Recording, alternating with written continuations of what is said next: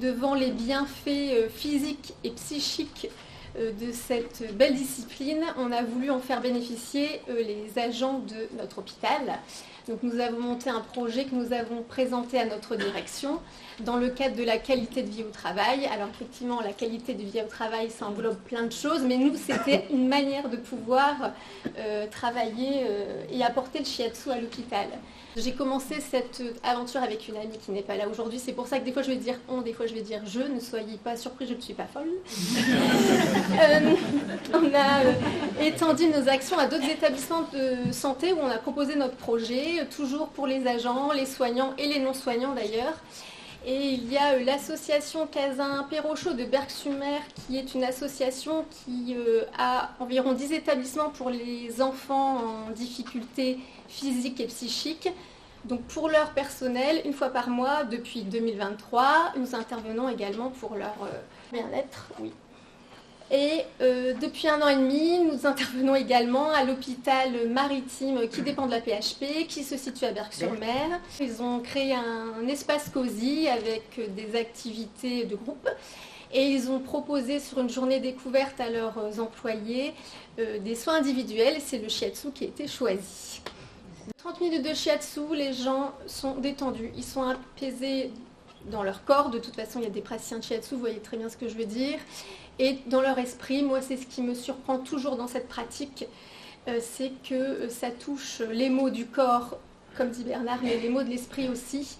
Et il y a vraiment une détente qui agit sur l'intégralité de la personne. C'est un soin global qui manque dans notre médecine conventionnelle. Et c'est un soin d'accompagnement qui est vraiment très intéressant. Dans le cadre de la qualité de vie au travail, c'est facile parce que les hôpitaux, ils ont des budgets, donc on peut facilement mettre ça en place. Et puis, il n'y a pas trop de problèmes d'organisation. Après, ce qui est plus compliqué, c'est pour mettre en place pour les patients. Mais il y a beaucoup à faire là-dessus parce que parmi les gens qui viennent dans le cadre d'une détente sur leur lieu de travail, il y a des gens qui ont des douleurs chroniques, il y a des gens qui ont des fibromyalgies, des polyarthrites rhumatoïdes.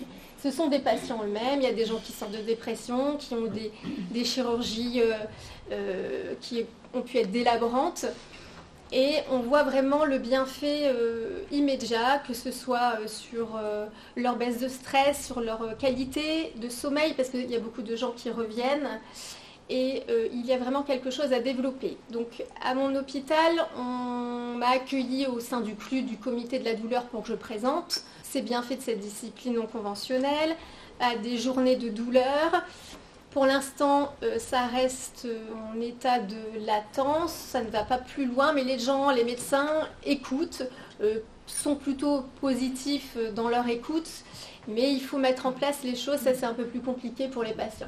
C'est surtout des gens qui se reconnectent à leur corps en fait. Avant une séance, je demande toujours si je dois faire attention à des choses en particulier. Et puis j'ai eu plusieurs personnes, dont une dame qui avait une mastectomie il y a déjà plusieurs mois, des gens qui avaient eu des laparotomies, qui à la fin de la séance m'ont dit « Ah ben en fait, je peux me toucher ».